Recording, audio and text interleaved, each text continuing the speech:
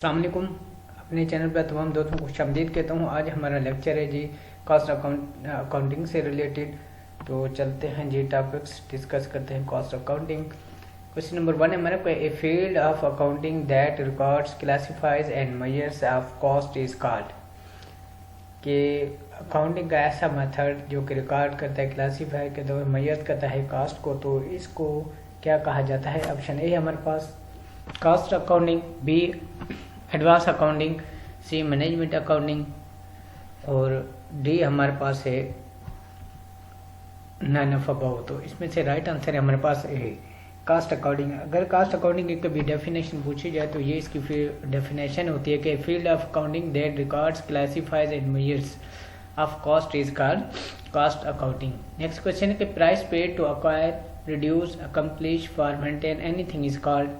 Option A cost, B expense, C loss, D none of both. तो इसका right answer है हमारे पास ए कि किसी भी चीज़ को हासिल करने के लिए या प्रोड्यूस करने के लिए या उसको अकम्प्लिश करने के लिए, कंप्लीट करने के लिए, उसके लिए वो उसको मेंटेन करने के लिए अगर कोई चीज़ होती है तो उसको हम क्या कहते हैं, जो हमें पे करनी पड़ती है उसको क्या कहते हैं? उसको जी कॉस्ट कहते हैं। इसका राइट आंसर है monetary value that a company has spend in order to produce something called. Option A cost, B expense, C loss, D none of above. तो इसका राइट आंसर है हमारे पास A cost. A portion of cost which has been consumed during the current accounting period and contributed to the revenue is called। के cast का एक ऐसा portion जो कि खर्च किया जाता है करंट अकाउंटिंग पीरियड के दौरान ताकि वो और उसकी वजह से जो है रेवेन्यू में एक कंट्रीब्यूशन हो जाती है, तो इसको हम क्या कहते हैं? ऑप्शन ए हमारे पास expenditure, B expense, C loss, D capital loss. तो इसमें से राइट आंसर है हमारे पास बी एक्सपेंस। ठीक है कि कास्ट का एक ऐसा पोर्शन जो कि खर्च किया जाता है करंट अकाउंटिंग पीरियड के दौरान और उसकी वजह से जो है रेवेन्यू में एक इजाफा हो जाता है या एक जो है इंक्रीज शो हो जाता है, तो उसको हम एक्सपेंस कहते हैं। ठीक है, एक्सपेंस और एक्सपेंडिचर में थोड़ा सा डिफरेंस है। एक्सपेंडिचर जो होता है वो अमाउंट ऑफ कास्ट होती है जो कि हो सकती है कि एक्सपेंस की फॉर्म में भी और एक एसेट्स की फॉर्म में भी हो सकता है। तो आप ये ज़रूरी लाजमी याद रखें कि एक्सपेंडिचर और एक्सपेंस में डिफरेंस है। एक्सपेंडिचर जो है अमाउंट ऑफ कास्ट है, अमाउंट ऑफ कास्ट है, जबकि कास्ट का एक ऐसा हिस्सा जो कि हम खर्च करते हैं किसी भी चीज़ मकसद के लिए और उससे वो रेवेन्यू जनरेट हो जाए तो फिर उसको हम कहते हैं एक्सपेंस। नेक्स्ट क्वेश्चन है कि portion of cost which has been consumed during the current accounting period and did not contribute to the revenue is called. Option A expenditures, B expense, C loss, D capital loss. तो इसमें से right answer है हमारे पास सी loss. के ये cost का portion तो हमने कंज्यूम कर दिया, ठीक है, लेकिन उससे हमें रेवेन्यू हासिल हम नहीं कर सके या कोई भी इंटरेस्ट हासिल न कर सके तो उससे उसका लॉस हो जाता है, तो उसको लॉस कहते हैं। Expense and expenditure both are dash. Option A same in meaning, B different in meaning, C singular और plural, D none of above. तो इसका राइट आंसर है हमारे पास भी कि एक्सपेंस और एक्सपेंडिचर जो है ये दोनों मुख्तलिफ हैं आप मीनिंग्स में एक दूसरे से। Basic objective of cost accounting is कि कॉस्ट अकाउंटिंग का जो है बेसिक ऑब्जेक्शन हमारे पास ऑब्जेक्टिव क्या है? ठीक है, ऑब्जेक्शन ही ऑब्जेक्टिव। ऑप्शन ए हमारे पास tax compliance, B financial audit, C cost ascertainment, D profit analysis. तो इसका राइट आंसर है हमारे पास सी कॉस्ट असर्टेन। अगर किसी चीज़ की मुतलिक कास्ट पर यूनिट या कास्ट असर्टेन हासिल करना तो हम इसका मेन ऑब्जेक्टिव जो होता है वो इसके लिए हम कॉस्ट अकाउंटिंग अप्लाई करते हैं। The main purpose of cost accounting is, cost accounting का मेन पर्पज क्या होता है? ऑप्शन ए हमारे पास maximize profits, help inventory valuation, B provide information to management for decision making, D aid in the fixation of selling price. तो इसका right answer है हमारे पास सी कि कास्ट अकाउंटिंग का मेन पर्पज जो होता है वो ये होता है कि मैनेजमेंट को टाइमली इन्फॉर्म करना के और ऐसी इंफॉर्मेशन देना जिसकी बेस पे कोई वो डिसीजन मेकिंग कर सके। ठीक है कि वैदर उसने कोई चीज़ पे किसी चीज़ पे खर्च करना है या नहीं करना, ठीक है, कि ये चीज़ उसके लिए प्रॉफिटेबल है या नहीं है, यहाँ इसको लॉस हो सकता है। तो कॉस्ट अकाउंटिंग से ये है कि एक पूरी इंफॉर्मेशन जो है एक स्टेटमेंट की फॉर्म में आ जाती है मैनेजमेंट के सामने, जिससे मैनेजमेंट जो है वो इजीली डिसीजन मेकिंग कर सकती है। तो ये इसका मेन कॉस्ट अकाउंटिंग का एक पर्पज़ है, तो इसको लाजमी याद रखें। The main primary objective of cost accounting, main primary objective of cost accounting क्या है? तो ऑप्शन है हमारे पास to calculate production annual, to calculate per unit cost, to report data to users, to provide data for financial statement. तो इसका right answer है हमारे पास भी के पर यूनिट का कैलकुलेट पर यूनिट कास्ट, के पर यूनिट कास्ट कैलकुलेट करना जो है ये कॉस्ट अकाउंटिंग का एक प्राइमरी ऑब्जेक्टिव है। Next, which of the following is not the objective of cost accounting? Option A, setting the standard for measuring the efficiency, correct valuation of inventories, C, comparison of actual performance with standard, preparation of performance report for shareholders। तो इसमें से जो option नहीं है वो D हमारे पास है कि कॉस्ट अकाउंट का ये ऑब्जेक्टिव नहीं है कि वो कोई परफॉर्मेंस रिपोर्ट जो है वो तैयार करके शेयर होल्डर या यूज़र के लिए जो है रखे। तो ये जो है प्रिपरेशन ऑफ परफॉर्मेंस रिपोर्ट ये जो है ये इसका मेन फंक्शन बनता है ये फाइनेंशियल अकाउंटिंग का, ठीक है। फाइनेंशियल अकाउंटिंग का मेन पर्पज यही होता है कि वो फाइनेंशियल स्टेटमेंट्स या किसी भी एंटिटी से रिलेटेड जितनी भी उसकी इंफॉर्मेशन है तो वो फाइनेंशियल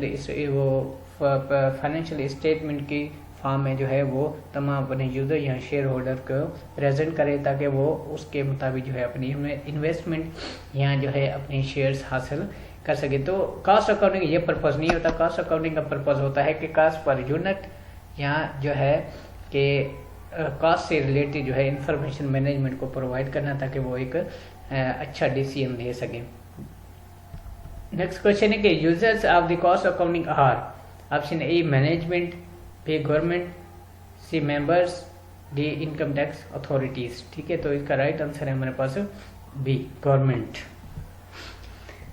नेक्स्ट क्वेश्चन है cost strategy means charging, option A highest price for products, B lowest price for products, C varying price for products और डी नन ऑफ अबव। तो इसका राइट आंसर है हमारे पास C varying price for products. Cost की strategy यही होती है कि किस चीज़ पे किस लोकेशन की बेसिस पे जो है किस चीज़ की क्या प्राइस रखनी है, कि उसको फिक्स रखना है या उसको वेरिएट करते रहना है। तो ये डिपेंड करता है ये होती है कॉस्ट स्ट्रेटजी किसी भी चीज़ की मतलब चार्जिंग के लिए, ठीक है। Cost accounting was developed because of the limitation of the financial accounting, limitations of management accounting, limitation of the human resource accounting, भी limitation of the double entry accounting, ठीक है। तो इसका राइट आंसर है हमारे पास ए फाइनेंशियल अकाउंटिंग में जब लिमिटेशंस आ गई, एक महदूद उसके एरिया हो गई या तो उस पर लिमिट लग गई, तो इसके बाद जो है कॉस्ट अकाउंटिंग का काम शुरू हो जाता है, ठीक है। क्योंकि फाइनेंशियल अकाउंटिंग मैंने जैसे कि पहले ही बताया गया, इसमें हम ज़्यादातर फाइनेंशियल स्टेटमेंट से रिलेटेड इंफॉर्मेशन जो है ना वो रिपोर्ट करते हैं अपने यूज़र्स को या शेयर होल्डर्स को। एक समझो कि एक उसका जो है कंपनी से रिलेटेड उसका जितना भी शेयर्स होता है, ठीक है ना, रेवेन्यू होता है, और एक फाइनेंशियल स्टेटमेंट की फॉर्म में अपने यूज़र के सामने रखना होता है। लेकिन उसमें यूज़र्स को हर कास्ट के मुतलिक, ठीक है, हर चीज़ की कास्ट के मुतलिक या हर चीज़ से जितना रेवेन्यू हासिल हुआ उस चीज़ की जो है इंफॉर्मेशन जो है वो यूज़र्स या शेयर होल्डर के पास नहीं होती थी, जिसके लिए फाइनेंशियल अकाउंटिंग भी एक लिमिट थी। फिर इसकी वजह से जो है एक कॉस्ट अकाउंटिंग जो है डेवलप हुई कि वो जो है मैनेजमेंट को एक अच्छी इन्फॉर्मेशन देके डिसीजन मेकिंग का जो है एक मौका प्रोवाइड उसको करें, ठीक है। तो इसमें से इसका राइट आंसर है limitation of the financial accounting की वजह से कॉस्ट अकाउंटिंग डेवलप हुई थी।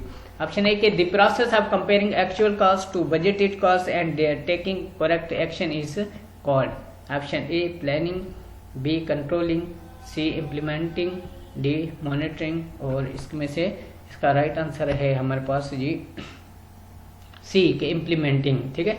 किसी भी चीज़ के ऐसा प्रोसेस जो कोई कंपेयर करता है एक्चुअल कॉस्ट को बजटेड कॉस्ट के साथ और इसके जो है हमें एक अच्छा एक्शन लेने का मौका मिलता है, तो इसको हम क्या कहते हैं इम्प्लीमेंटिंग के। हम किसी भी कोई भी जो मेथड है या प्रोसेस वो जो है इम्प्लीमेंट से ही पता चलता है कि उसका कंपेयरिंग एक्चुअल कास्ट क्या थी और उसकी बजट की कास्ट क्या थी, और उसी से हमें एक अच्छा एक्शन लेने का जो है एक मौका मिलता है, तो उसको कहते हैं हम इम्प्लीमेंटिंग कहते हैं जी। The process of relying on feedback to ensure a plan is being implemented is option A planning, B controlling, C implementing, D monitoring.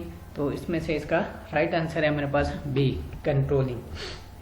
Option A planning and control are option A the same thing just two different terms, B two of the basic function of management similar to budgeting and performance evaluation, D both B and C। तो इसमें से इसका right answer हमारे पास B and C के to of the basic function of management. ठीक है, planning भी एक मैनेजमेंट का बेसिक फंक्शन होता है कि उसने कैसे प्लान करना है, इस तरह इसका कंट्रोलिंग है, इसी तरह इम्प्लीमेंटिंग है। ठीक है, लेकिन इसमें दो ही चीज़ें हैं, प्लानिंग एंड कंट्रोलिंग। इसी तरह ये बजटिंग परफॉर्मेंस को एवेल्यूट करने के लिए भी जो है ये दोनों चीज़ें अप्लाई होती हैं। तो इसका राइट आंसर हमारे पास both B and C. A cost centre is, ठीक है, कि कॉस्ट सेंटर क्या होता है। ठीक है, ऑप्शन ए हमारे पास unit of product or service in relation to which costs are ascertained, be an amount of expenditure attributable to an activity, C a production or service location, function, activity or item of equipment for which costs are accumulated, D a center for which an individual budget is drawn up। तो इसमें से इसका right answer है हमारे पास ए के unit of cost centre जो होता है एक यूनिट ऑफ प्रोडक्ट होता है या सर्विस जिससे कॉस्ट को असरटेन किया जाता है। ठीक है, तो नेक्स्ट क्वेश्चन के valuation of finish goods in cost accounting differs करता है from as in financial accounting. ठीक है, कि फिनिश गुड की जो वैल्यूएशन है वो कॉस्ट अकाउंटिंग में और फाइनेंशियल अकाउंटिंग में डिफरेंट करती है, तो वो किस फॉर्म में एक दूसरे से डिफरेंट करते हैं। तो ऑप्शन ए हमारे पास cost accounting does consider NRV adjustments. ठीक है, NRV नेट रेवेन्यू वैल्यूएशन, ठीक है, variances. B financial accounting does consider material variances, C financial accounting does not consider administrative overhead, D cost accounting adjusts normal losses in a different way। तो इसका right answer है हमारे पास ए कि cost accounting जो है वो हमेशा नेट रेवेन्यू वेरिएंसेस एडजस्टमेंट को कंसीडर करती है during valuation of finish goods. Accounting for depreciation is different in cost accounting as compare to financial accounting. ये डेप्रिसिएशन जो है वो अकाउंटिंग में कॉस्ट अकाउंटिंग और जो फाइनेंशियल अकाउंटिंग में डिफर करता है। अगर उनको कंपेयर किया जाए तो उसमें कौन से ऑप्शन हो सकते हैं। ऑप्शन ए हमारे पास financial accounting does not consider depreciation while value stock adjustments, B cost accounting depreciate assets at machine overhead but financial accounting depreciate at straight line and reduce balance method, C cost accounting does consider depreciation, B D there is no difference in its accounting. ठीक है, तो इसमें से इसका right answer है हमारे पास B कि कॉस्ट अकाउंटिंग में डेप्रिसिएशन जो है वो हमेशा मेजर की जाती है at the machine hours rate, लेकिन फाइनेंशियल अकाउंट में डेप्रिसिएशन जो है वो रिड्यूसिंग मेथड या बैलेंसिंग मेथड के जरिए फाइंड किया जाता है। तो ये इसमें बेसिक कंपैरिजन आ जाता है जी।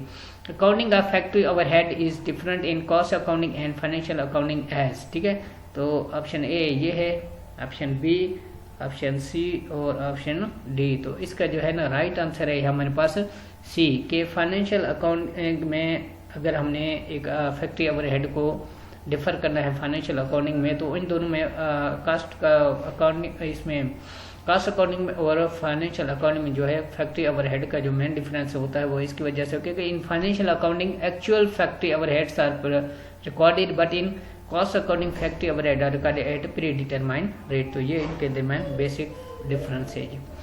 According for labour has accounting for labor has different objectives in financial and cost accounting, which of the following is the objective of cost accounting। ठीक है, तो ऑप्शन ए हमारे पास keeping a record of earning of each employee, keeping a record of total hours worked in a year, C keeping a record of time worked on each job, D none of above। तो इसका right answer हमारे पास सी के cost accounting में जो है किसी जो लेबर्स होते हैं उनका एक रिकॉर्ड टाइम रिकॉर्ड रखा जाता है फॉर ईच जॉब के लिए कि उसने इस जॉब के लिए कितना टाइम वेस्ट किया। ठीक है, a document which provide detail about cost centre and cost unit is option A tender, B cost sheet, C invoice, D profit statement. तो राइट आंसर है हमारे पास यहाँ पे भी कॉस्ट शीट जो है ये हमें बताती है कॉस्ट सेंटर और कॉस्ट यूनिट के मुतालिक। ठीक है, a good cost accounting system is कि एक अच्छा अकाउंटिंग सिस्टम क्या हो सकता है। ठीक है, if it compute estimated cost only, if it cannot be reconciled with financial account, if it enables management to increase productivity and rationalize cost structure, T nine of above. तो इसका right answer हमारे पास सी के अगर ये management को इस काबिल बनाता है कि वो अपनी प्रोडक्टिव को इंक्रीज कर सके या रेशनल कास्ट स्ट्रक्चर को रेशनलाइज कर सके, तो ये कास्ट एक गुड कास्ट अकाउंटिंग सिस्टम होता है। ठीक है, तो this is end of video. Thanks for watching. God bless to all. For any query you can comments. Allah Hafiz.